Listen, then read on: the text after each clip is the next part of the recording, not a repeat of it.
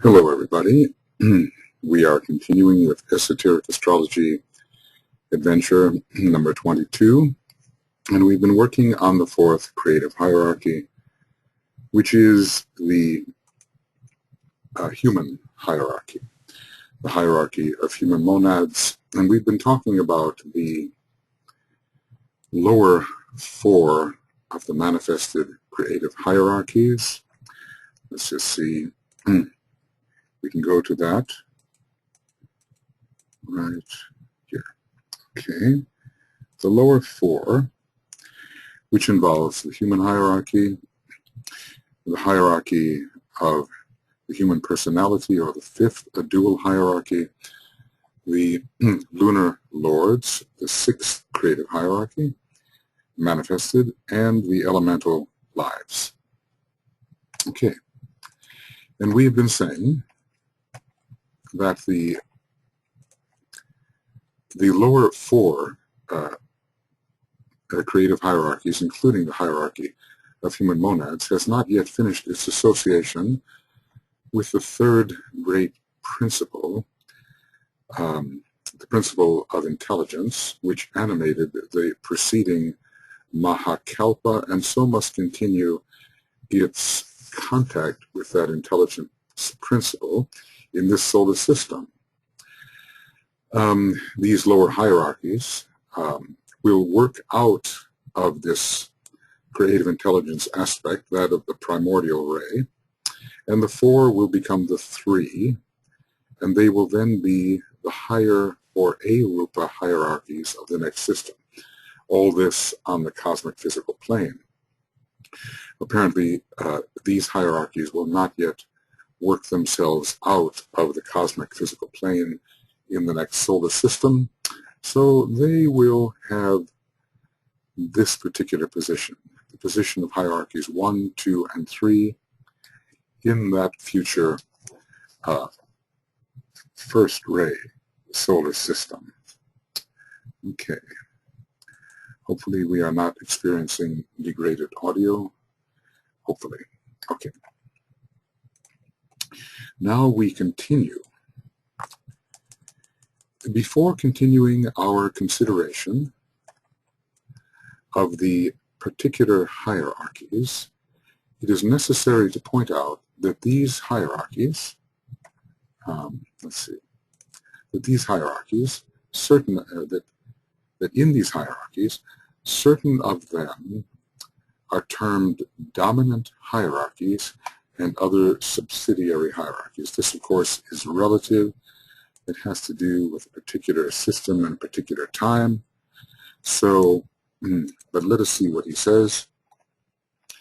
By this is meant that certain of these hierarchies are expressing themselves in this solar system more fully than others. Of course, it is a second-ray astro-Buddhic solar system, so that may have something to do with the fact that certain of the hierarchies more easily or more fully express in this system. And this necessarily entails the consequence that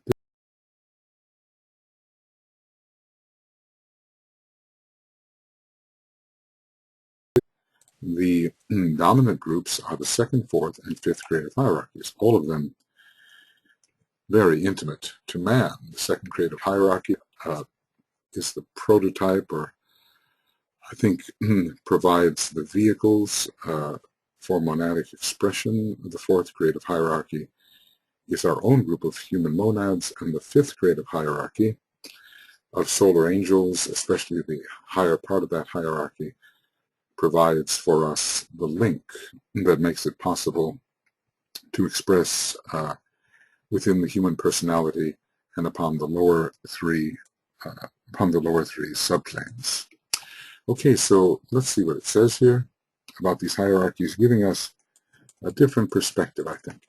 The second creative hierarchy, the hierarchy of divine builders, and by the way, I think it'd be probably good for you to have your Esoteric Astrology book open as we are discussing these matters, and to have the table of creative hierarchies found on page 34 and 35 before you.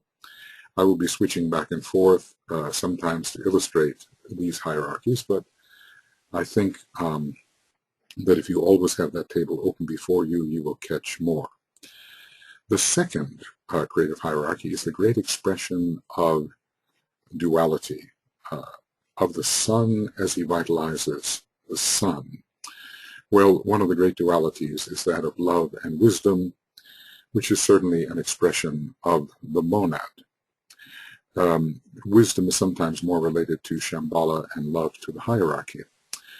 The sun is the great soul nature of the Solar Logos as he vitalizes his outer expression, which is the etheric physical sun, whose heart is operative. I am hypothesizing on the second subplane of the cosmic physical plane, i.e. upon the monadic plane. There is a heart expression here because the sun is the great loving Son of God expressing on the second of the cosmic ethers, which is naturally correlated with the second ray and with the soul nature and with the heart center. Of course, there is more to be divined here, but these are a few thoughts. The great expression of duality of the Son of God as he vitalizes the sun. And the sun here can be considered a symbol for the expression of the Solar Logos on the cosmic physical plane. The fourth, another of the most important hierarchies, system-wide in our particular solar system, is the hierarchy of human monads, who are the mediators or the synthesizers. Let us remember that while Ray 7 is the synthesizing ray, Ray 1 is as well in a different way, and Ray 2 certainly is, we cannot overlook the synthesizing which occurs in relation to Ray 4, which is the ray conditioning the soul nature of the human kingdom and is related naturally to the fourth group of manifested creative hierarchies, that of the human monads. So they are synthesizers of spirit and matter. So we are really midway between, are we not? We are expressing the gain of System 1 and the goal of System 2. The gain of System 1 is a degree of intelligence, because in the first major solar system, remember there are minor preceding solar systems, creative intelligence or abstract intelligence or active intelligence is expressed, the great array of intelligence. So we have that built into us because we are manus, mind. That is what we have developed, or certainly in the process of developing and concluding that type of development. But the goal is love and wisdom. That's the goal of System 2. And we are sort of crucified between these two aspects, the love aspect and the intelligence aspect, one pulling towards form, the other pulling towards the archetypes, and the counter pull makes our fourth ray human monadic life one of difficulty at this time until we achieve the harmonization between these two aspects by at last contacting the Buddhic energy, which is expressing upon the fourth plane, or the plane of harmony. Our job is to become harmonizers of everything with which we engage. Then we have, as the next hierarchy of importance, the fifth of the manifested creative hierarchies, the fifth or 10th, if we count the higher Cosmic Astral Plane hierarchies, the fifth or 10th is closely liberated with the closely linked with the 5 liberated hierarchies, and is an expression of their synthesized life. Somehow this is so important because everything that they have, the 4 liberated and 1 almost liberated hierarchy, is somehow embodied in that which the solar angel can convey. So if it is synthesized in the life of the solar angels, then Pisces and Aries, that's Aries, Taurus, Gemini, and even Cancer, the particular properties of those three signs as they play through the liberated and one almost liberated hierarchy are expressed by the solar angels. Whatever those qualities may be, and let us see, they are intelligent substance, unity through effort, light through knowledge, desire for duality, and mass life. Those particular qualities do express through the fifth creative hierarchy. Okay, it might therefore be said that the fifth hierarchy serves as the representative of the liberated groups. Well, we have to remember that the members of the fifth creative hierarchy have already journeyed to the Cosmic Astral Plane on their way to Sirius to be trained as solar angels. So they can or are in a position to represent the groups that are now focused on the Cosmic Astral Plane and one nearly so. It might therefore be said that the fifth hierarchy serves as the representative of the five liberated groups. And this I would say especially the higher aspect of the fifth creative hierarchy, as the lower aspect seems downward tended towards form. But that is a great mystery which DK says we are not going to solve. But anyway, let us consider this the hierarchy of the solar angels, the fifth, and they are the representative of the five liberated groups, one almost liberated, and the fourth is the representative group in this system. So we human monads have a special function in this second major solar system. And according to our fate and our success, the system itself may be successful or not. Whilst the second creative hierarchy represents for man, or these two groups united. Remember that the fifth creative hierarchy and the fourth creative hierarchy create man, that which is the spirit aspect, the Father, the unknown. The monad here is considered the unknown. So, in other words, let's bear this in mind. Man is the unification of the fourth creative hierarchy and the fifth creative hierarchy.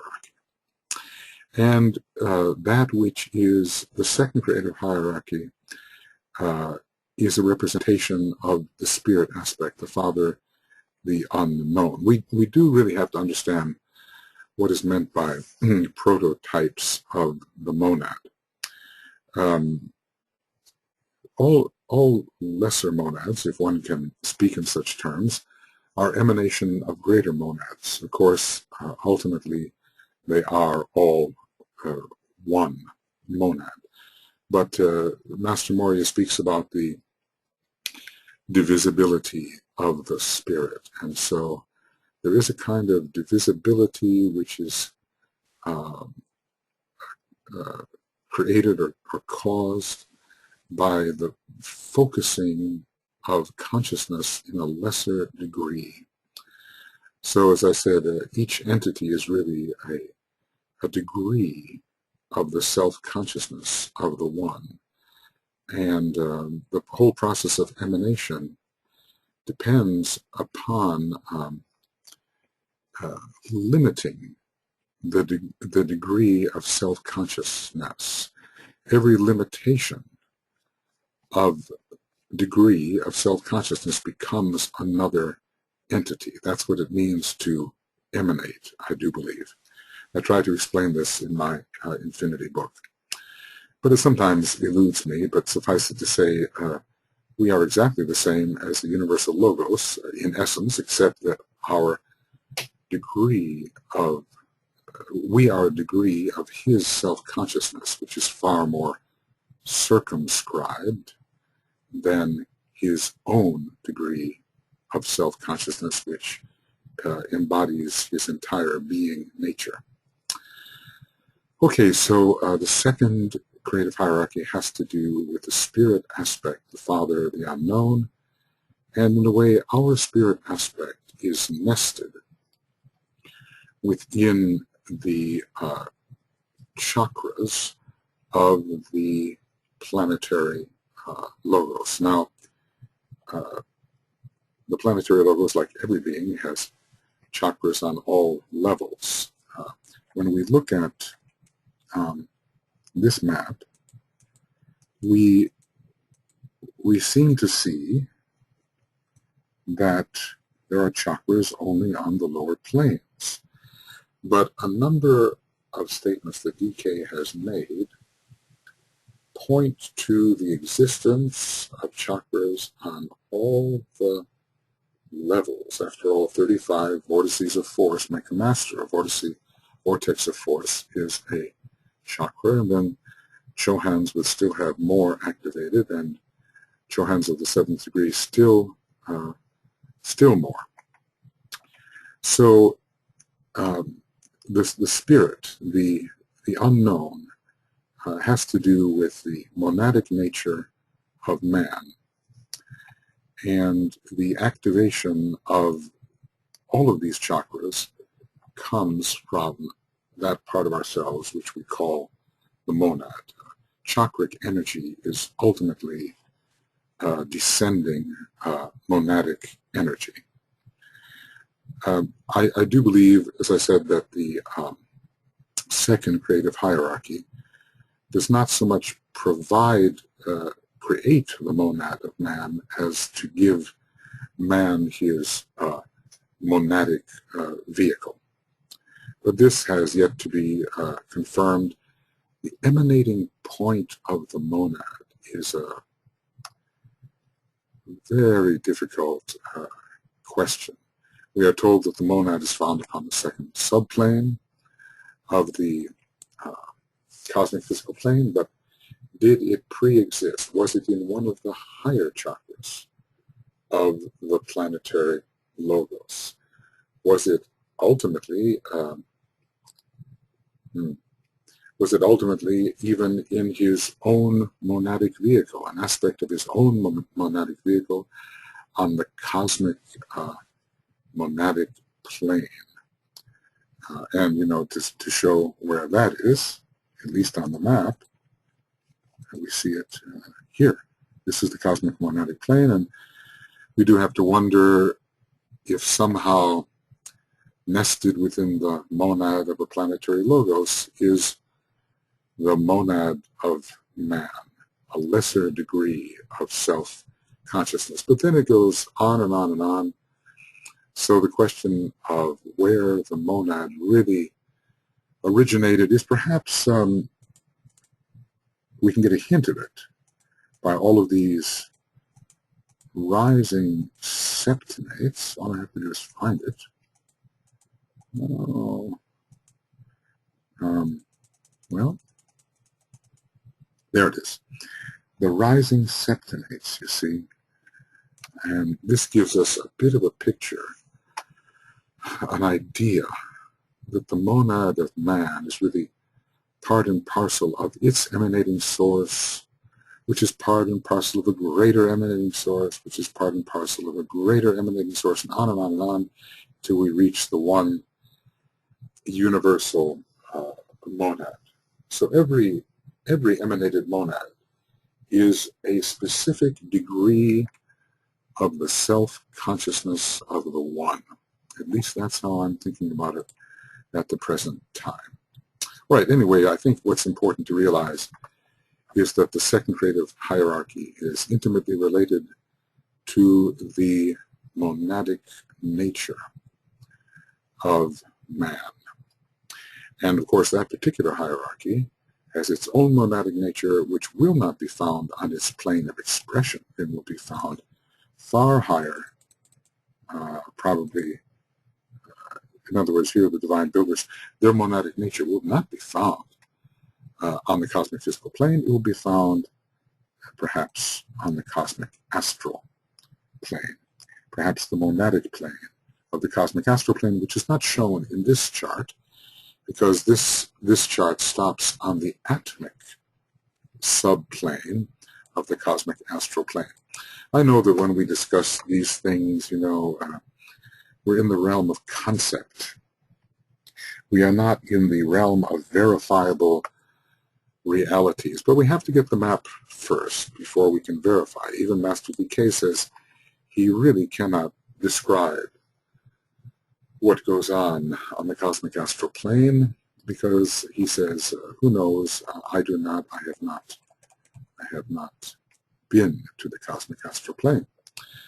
And yet he is presenting us with a type of schematic, a type of diagram, a type of structure which will help us at least conceptualize these higher realms. One day they will be fields of experience.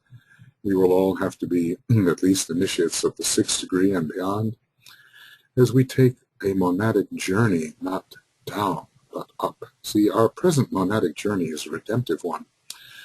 Under Pisces and Virgo on the monadic plane, redeeming the matter of the previous solar system, with which we still have something to do, as we, in our monadic expression in the previous solar system, had not yet completed our association with the intelligence aspect. But our next monadic journey is not down, but up. Of course, up and down, in and out. These are the great pairs of opposites. Let's just say will involve higher and higher cosmic subplanes. The cosmic astral plane minimally, and some to the cosmic mental plane. Those are vibratory realms. At least in our terms, we would discuss them that way. As to what may be vibrating on those high levels, we don't know, because we don't know the structure of matter as it would be found on those higher cosmic subplanes, or even whether they are material. But for the time being, we can talk about higher vibratory realms, or we can talk about higher dimensions. Obviously, all of this is beyond our ken. All right, so we have discussed now some factors concerning the 4th creative hierarchy, the hierarchy of human monads. We've seen how important it is. We've seen that it's a representative group. We've seen that that which is man is not just the 4th creative hierarchy, but a combination of the 4th and an expression of the 5th creative hierarchy of redemptive solar angels. We've seen that every hierarchy expresses through the forms of various other creative hierarchies. In the case of man, it's the 5th, 6th, and 7th through which man expresses. Though perhaps he does not express through the highest force fields or vehicles of the solar angel, he expresses through a force field or vehicle which the solar angel was instrumental in providing, and that vehicle is the causal body or egoic lotus. All right. Now we're going to begin with this very interesting 5th creative hierarchy, which, the work of Master DK, started also by HPB, is vitally important and deals with solar angels, Agnishvatas, Asuras, beings who are the returning nirvanis of a previous Mahamantara, where they were men and had gone through all initiations available to man at that time, which we must presume were not initiations as high as are presently available.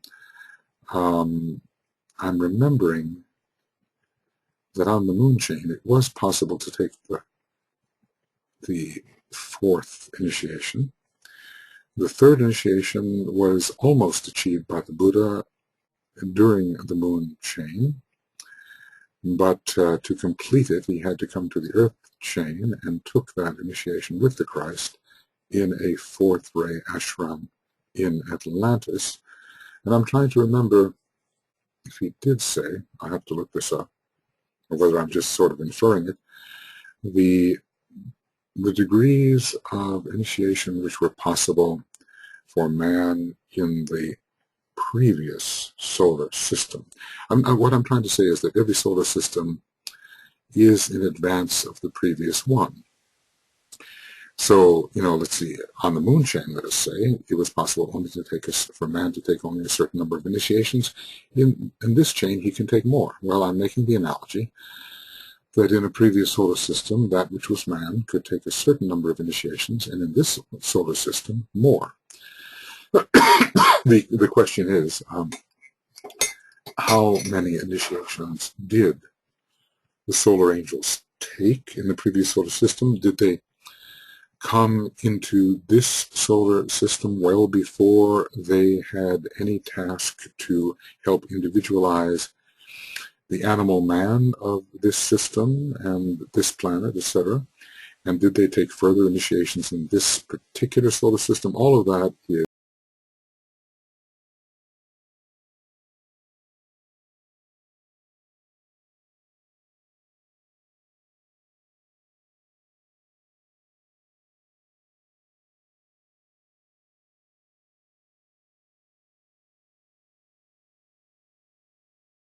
would be possible for man in this particular solar system. They are very high beings.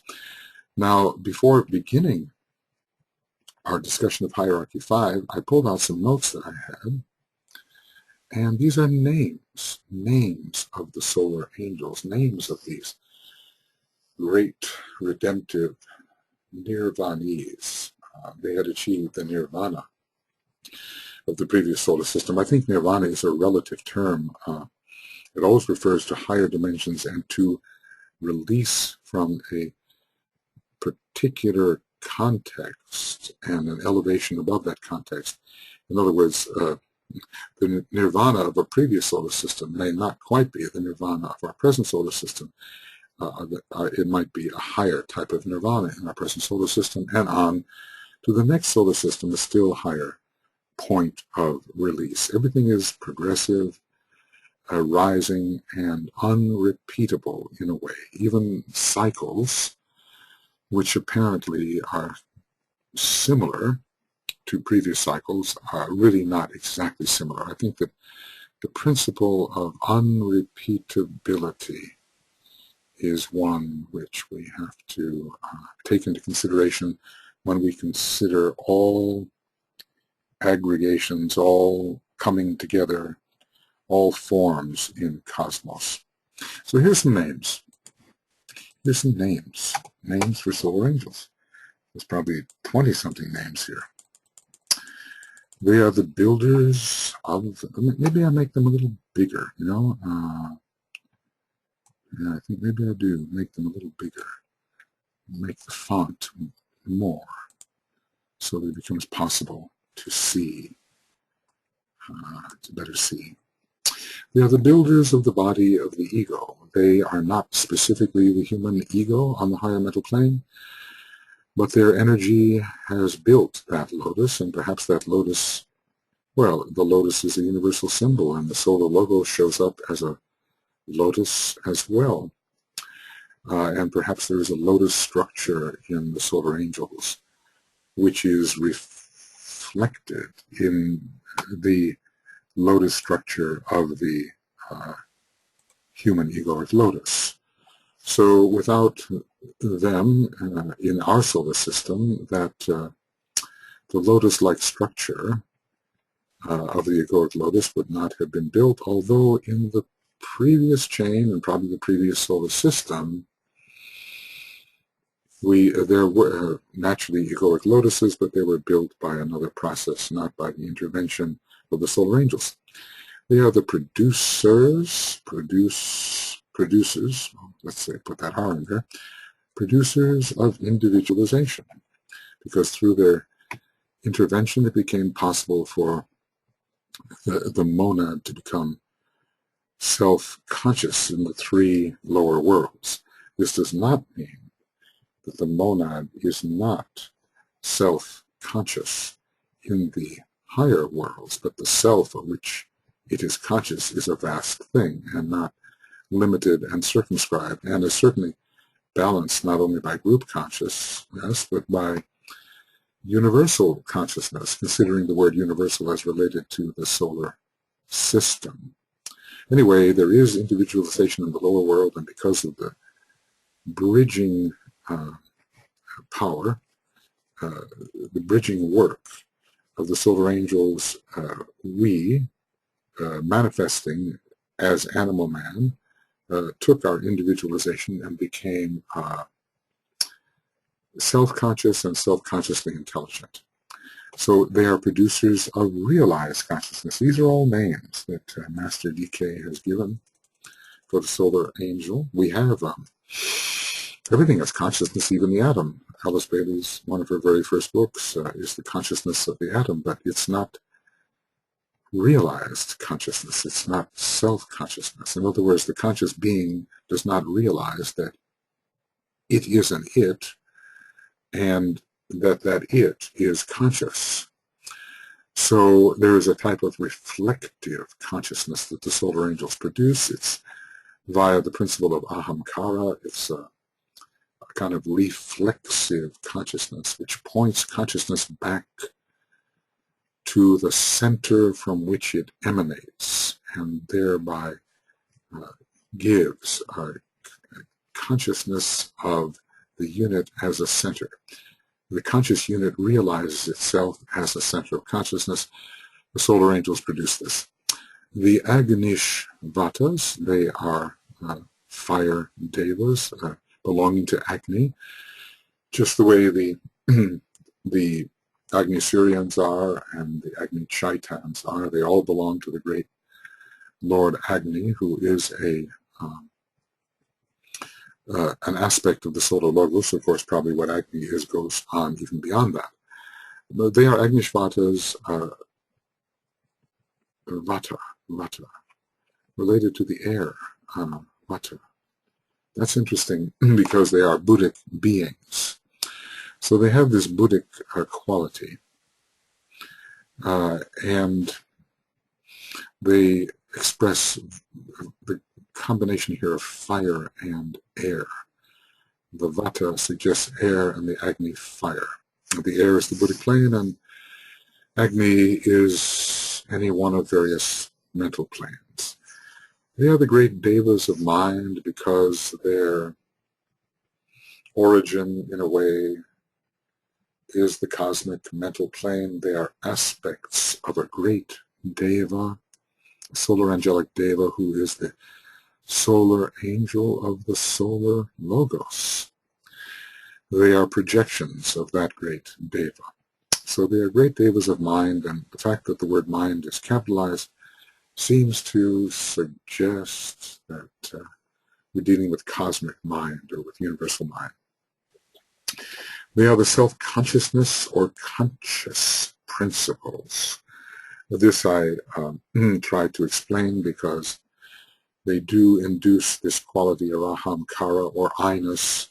Their energy contains the quality of I-ness, which is, as I say, reflexive, and it is consciousness which reflects back upon the center from which consciousness emanates or is radiated. So it's not just outward consciousness, it's a consciousness which turns in upon itself, and then we have, in a sense, consciousness of consciousness, which reminds me of Franklin Merrill Wolf's philosophy of consciousness without an object, in which consciousness becomes the object of itself. So that which of which we are conscious is consciousness itself. And of course, it also becomes necessary to become conscious of being. And when we have consciousness of our own being, we have achieved a high state of knowing that we truly and ineradicably exist. Okay, again, the dualist of the egoic body, yes, that was the same as the first, only expressed in a different place. They are planetary spirits. They are not yet heavenly men. They are not yet planetary logoi, but in their groups, they are on the way to becoming planetary logoi. But they are high enough in their initiatory status to at least become planetary lives or spirits. Sometimes the word planetary spirit refers to a planetary logos, but this is a lesser being than a planetary logos, though on the way to becoming a planetary logos. They took the fourth path, which is the path to Sirius. They took that in the previous solar system. And they are on their way to taking the third path, many of them, I suppose, the path of planetary logoi. Who is to say how many paths are open to advancing solar angels in their groups? But certainly the path of planetary logoi are. So can they be considered planetary lives, at least? And even they can be considered solar lives. That's the seventh kingdom, the kingdom of solar lives, because as solar Petries, they are the members of the council within the sun. They are also called asuras, and HPB goes a long way towards explaining the manner in which the asuras have been maligned. They should probably, rather than asuras, which is a prejudicial kind of name, they should be called suras or suryas, because they certainly represent Surya, the second aspect, the sun, another name for our solar logos, or the sun, is Surya. But the worshippers of the ancestral gods under the lower aspect of Jupiter in India considered the influence of the solar angels to be detrimental to what they most desired, and so they used the privative A, and they took away the sun-like nature of these great beings, making them into lesser gods or even into demons. So the Asuras have a bad name, but really they are the same planetary group. I hope I've put down Prometheus here a little bit later. I think so, but Prometheus, I want to speak about that. Those who who captured fire from the gods, the still higher gods, maybe the planetary logoi, and brought it to man. And of course, they are solar angels. They come from the heart of the sun, which is the soul nature of the solar logos, but some of them actually come from the central spiritual sun, and that's an amazing thought. Is that where their monads are somehow located? Because man is that which has its home within the sun, so maybe of the solar angels it's even more so, and they are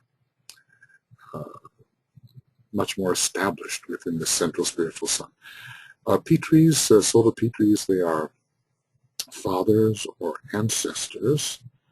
They are emanating beings. In the lives of the angelic hosts, they seem to reproduce themselves through emanation, which means they divide their natures into multiplicity and go forth as lesser numbers than the original. You've seen that diagram called Parabrahman, in which the one divides into seven, and each one of those seven divides into seven more, and so forth. They are the ancestors, and we are told that the solar Petries, which are giving the true consciousness principle to man, that they find their home within the sun, and rather that they are members of the council chamber of the solar logos, where as advanced human beings are members of the council chamber within our planet. So you can see what incredible advancement these beings with whom we are associated and in relation to whom we can meditate, we can see what degree of advancement they really have. They are called fire Dhyanis, and the fact that Dhyani is used shows that they are great meditators, and they accomplish, they are Dhyan Shohans, they are great high meditative beings, but they are fire meditators, and the particular fire that they represent in our solar system is solar fire. But I want to say that in our solar system, even fire, electric fire in our solar system is an aspect of solar fire. Because the major fire of our solar logos is solar fire, and what we call electric fire, or what is electric fire to us, is but an aspect of the greater solar fire. The fires continue, they rise, who knows, to some particular being. I'm sure all of our solar fires and electric fires are just an aspect of that being's fire by friction, and so forth. So just remember this idea that the solar Petries are so advanced that they are members of the Council of the Sun. And fire Dhyanis, and then Manasa Devas. Well, sometimes the word Manasa Deva may mean planetary logos, heavenly man, but they are devas in whom the principle of mind is solidly established, and the principle of love is powerfully developed, though perhaps not fully developed, because even in a planetary logos, which is a dragon of wisdom, the principle of love is not fully developed as it is in a grand heavenly man, the solar logos. So they have a perfected mind to a certain degree, and they thus they are Manasa Devas, and they confer mind, or at least an awareness of mind, self-conscious awareness of mind, and stimulation of mind to the animal man. They are sons of wisdom because they are endowed not only with knowledge, vast knowledge, gathered in the previous solar system and probably part of this, but they have this Buddhic quality, and wisdom and Buddhi, we know, can be considered equivalent. When we meditate and come into relationship with our solar angels, we are touching a great source of wisdom as far as our consciousness is concerned, and the way to achieve wisdom is to come en rapport with their consciousness. They are vehicles of the divine mind, and this means the divine mind is found on the cosmic mental plane, and their source is that cosmic mental plane, and so they have come forth from the cosmic mental plane. In a way, they are on kind of a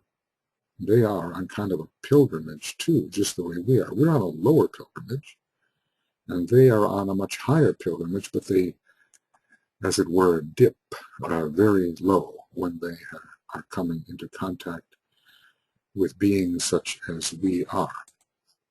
They are called the Dhyan Chohanic forces. We know that a human being does not even become a Chohan until the 6th initiation, and when a 7th degree initiate is still called a Chohan, and who knows how far that term rises. Are there Chohans of the 8th degree, Chohans of the 9th degree? It tends to mean a powerful priest-like being with great powers, and they have great meditative powers. So these are high beings with great meditative powers. They are called also the aggregates of the Ahi. And in the secret doctrine, the aggregate of the Ahi, well, I think there are many types of Ahis, if we will, and In the secret doctrine, great and high creative forces have been given that name, Ahi. So at least they are one particular type of Ahi, and there may be higher types as well. They are called solar lords. They certainly do dominate the human being that they supervise. They are partially ruled by Capricorn, but they have a very Leo type of expression because they are solar angels. And they are connected, I think, with the first grade of hierarchy on the logoic plane, which is ruled by Leo. So whenever we're dealing with Leo, we're dealing with the power of dominance, and in this case, it's the soul, the domination of by the soul of its subjects, the human being. It's very interesting. They are associated in music with the term called the dominant. It's the fifth, interestingly enough, and they are the fifth creative hierarchy. There's so many correlations here that we can see. So they are lords indeed, and they have the power of domination, but they also respect the free will of their subject. We are subjects. They are the kings, we are subjects. But it is the law of Sanat Kumara, and actually the law of Sirius, the law of freedom, that the free will must be respected, and that one cannot regiment regiment the subjects. In other words, lesser beings are not allowed to be regimented by greater beings, and this is where the Black Lodge goes astray, because regimentation is one of the methods by which it works, compelling and forcing its subjects into patterns regardless of their will.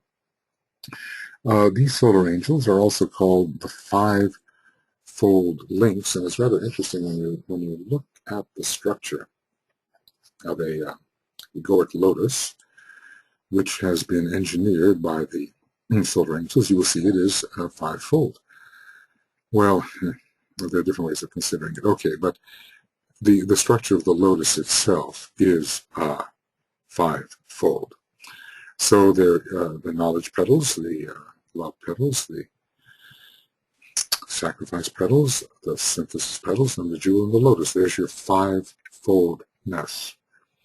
And the five meanings of magnetization, which are discussed in the 13th rule for applicants in initiation, human and solar, probably relate to these five dimensions of the egoic lotus, which reflect a five-fold structure of the solar angels. The symbol of the solar angels is often the upward pointed star. Again, you see the pentagram, the five-foldness. They are the benign uniters. That means they bring a blessing, benignity. They unite the spirit and matter aspect of man. They serve a particular function, bringing the cosmic ethers and the cosmic dense physical body of the solar logos and planetary logos together. So the fact that they must unite in a very loving way. Goodness, I think I've missed some of the names. I just realized the hearts of fiery love are to be found here. I want to put that in. Hearts, whoops. Let's get that back. And from them emanate, right. I'm going to get this in the right position here. Right. So, yeah, I want to put that down. Yes, I had the hearts of fiery love. They are here. I did have that. And then, of course, I want to put in the word Prometheus. Very important word with respect to this group of solar angels. Okay, the benign uniters, fusing the cosmic etheric and the cosmic dense physical planes, the producers of atonement, or really at one ment. And it is the higher and lower principles of man that are involved in this at one moment, bringing spirit and matter together as one ultimately, and then when their task is completed, returning to their source, later to be breathed out, which is the sun, of course, later to be breathed out as planetary rays. Esoterically, they are the saviors of the race, and from them emanates that principle which in conjunction with the highest aspect lifts the lower aspect up to heaven. Let me put this together. They are the saviors of the race, and from that emanates that principle which is the principle of loving mind. It's the fire of unitive mind, the fifth principle, a linking principle, which in conjunction with the highest aspect, the spirit aspect, lifts the lower aspect, which is the intelligence, the personal aspect, up to heaven. What is heaven? Well, there are all kinds of heavens, and St. Paul talked about the seventh heaven. By that, I think he meant the logoic plane, which is the location, if you will, of Shambhala, the seventh plane, the seventh heaven, and these particular angels are expressing within the third heaven, which is the higher mental plane, and they are somehow expressing the content of the seventh heaven in the third. I think that's what the statement of St. Paul meant, the third heaven as it reflects the seventh. DK said all of that was rather lost on the people for whom it was intended or who received it, and naturally, I believe they mistranslated it. Well, hearts of fiery love, that's another wonderful term. The heart center, and angels do have chakras too. Everything has chakras, the whole universe. Well, is the whole universe a chakra? That's quite a question, but everything else is. Every being is a conscious, eventually conscious vortex with a particular ring past knot of selfhood. Whether it's self-conscious or not is another matter, but even atoms, I think, in their own way can be considered as chakras or aspects of them. Hearts of fiery love, from the heart of the solar angel to the brain of man, there is a link, and they convey that Buddhic quality, that solar fire which was not cultivated in the previous solar system and was not even cultivated on the moon chain, and they give us this Buddhic energy and lift us up into our true estate, whereas members of the fourth creative hierarchy, we can actually begin to fulfill our function in this second solar system. So when we are meditating towards these great beings and attempting to come in alignment with them, and when we feel this great Christ principle which is expressed through them, it is because of their nature as Buddhic beings, as hearts of fiery love, that we are able to feel in association with them these wonderful unitive energies. So we can see how much of the second ray they actually have, as well as the fifth, because they are brilliant technical experts in the science of occult psychology, and what they can do with the permanent atoms, DK tells us, is amazing. They are manipulators of the permanent atoms as they attempt to promote the development of the human being that they have under supervision. So the fifth ray is profound as well, and for us they are the dominant, so they have towards us a first-ray karmic function. They are lesser karmic lords. All of these names are kind of coming out. I've listed, some 24 different names here gathered from Master DK. But obviously, as we would go through the books, there would still be more, and I'm probably even forgetting some of the major names here. But anyway, this is the longest list that I have of their names, and we can add to it as we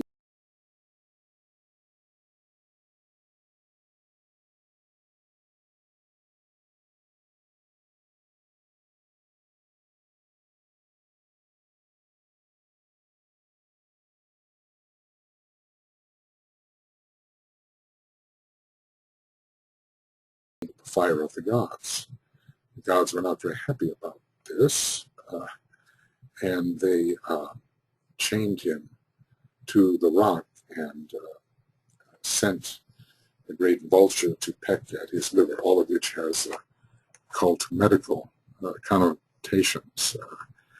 The diseases experienced by mystics at certain stages of evolution, I'm sure, are related to this myth. But Prometheus suggests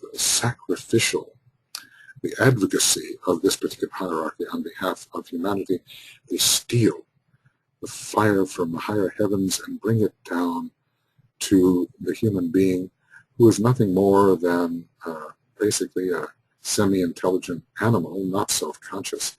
And this fire, which contains mind primarily, but also love and also will, is implanted in the brain and mind, nascent mind of that animal man, and it is a seed of the future. And one day, the disciple, when the beings in whom the fire of mind has been implanted grow up and become true, triumphant disciples, they are able to release Hercules in Gemini, in the labor of Gemini, and they are able to unchain him and banish the bird. In other words, the great sacrifice and the pain of that sacrifice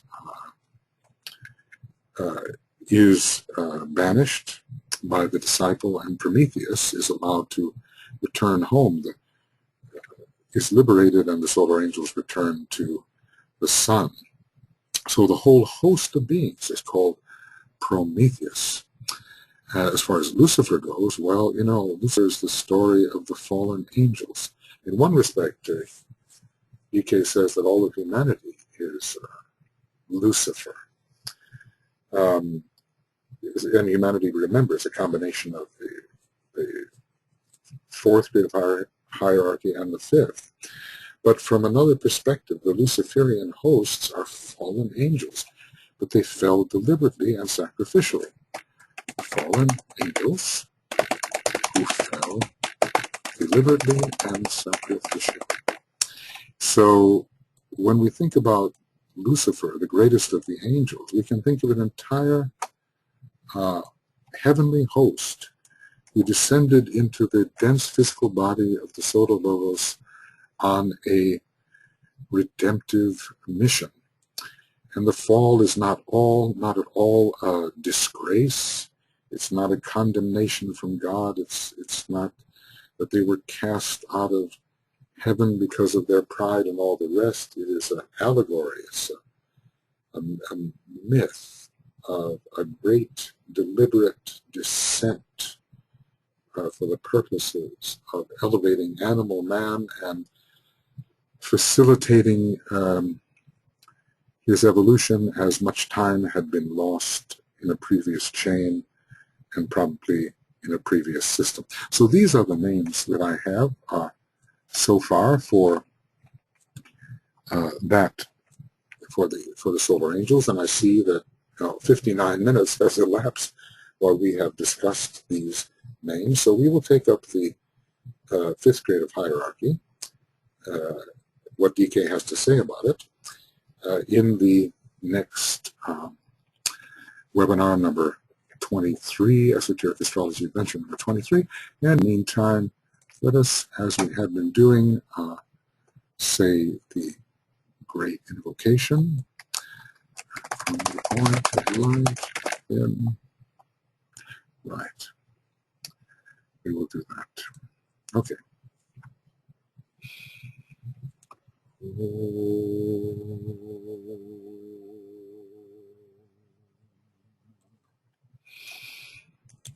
From the point of light within the mind of God, Let light stream forth into the minds of men. Let light descend on earth.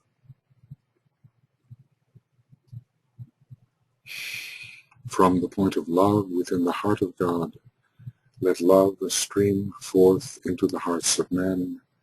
May Christ return to earth. From the center where the will of God is known, let purpose guide the little wills of men, the purpose which the masters know and serve.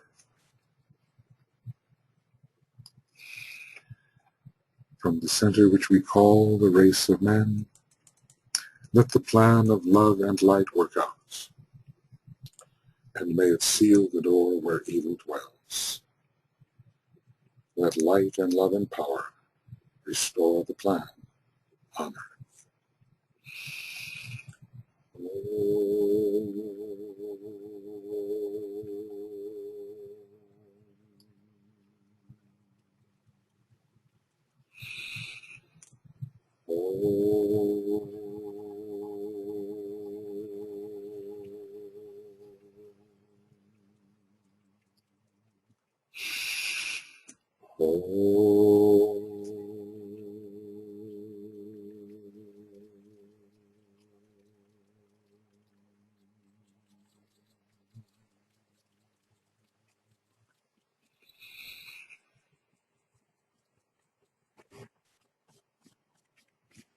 Okay, we have finished Esoteric Astrology Adventure number 22, and we will be moving on to 23 shortly. So we'll see you at that time, and hopefully these are doing some good and filling in some knowledge which may have been seen as quite difficult. Well, it is difficult. It's difficult for me too. But as we ponder and meditate on these matters, it becomes clearer and the light begins to enter. Okay, we'll see you then shortly.